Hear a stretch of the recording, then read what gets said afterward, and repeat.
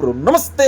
ఈ రోజు మధ్యరాత్రి మద్దలు చేద్దామని పోతున్నాం బాబాయ్. అదే నైట్ క్యాంపింగ్ చేద్దామని పోతున్నాం. నైట్ క్యాంపింగ్ అంటే ఇంట్లోంచి బియ్యం పప్పు తీసుకుపోయి వండుకోవడం కాదు, మనం పట్టిన చేపలనే వండుకొని తినాలా. ఇటువంటి నైట్ క్యాంపింగ్ అయితే ఎప్పుడు చేయలేదు బాబాయ్. కొంచెం వట్టలు కూడా వణుకుతానే, అది వేరే విషయం. ఇగో మనకి 4 డబ్బాగాలు అయితే ఇగో 2 చేపలు పడ్డాయి. ఈ రోజు నేను మా తాలింపు గాడే కాబట్టి ఈ 2 చేపలు మాకు సరిపోతాయి బాబాయ్. ఇక రెండింటిని మంచిగా గడుక్కున్నాం బాబాయ్. ఇక వాటిని నేర్చడానికి ఇంటికాంచి సామాన్లు కూడా తీసుకొచ్చిన. మనం కలిపిన మసాలాలు పట్టడం కోసం చేపకి వాతలు పెడతాం. చేప ముక్క నేర్చాలంటే మసాలాలు తక్కువ వేసుకోవాలా, అట్లా కాదని మసాలా ఎక్కువ వేసినావు అనుకో ఇక చేపను తిన్నా నువ్వు నైట్ మొత్తం భాగం అవుతావు. ఇప్పుడు టైం 6:30 అవుతుంది, లైట్ కూడా తీసుకొని వచ్చిన, మీరు కూడా చూడండి.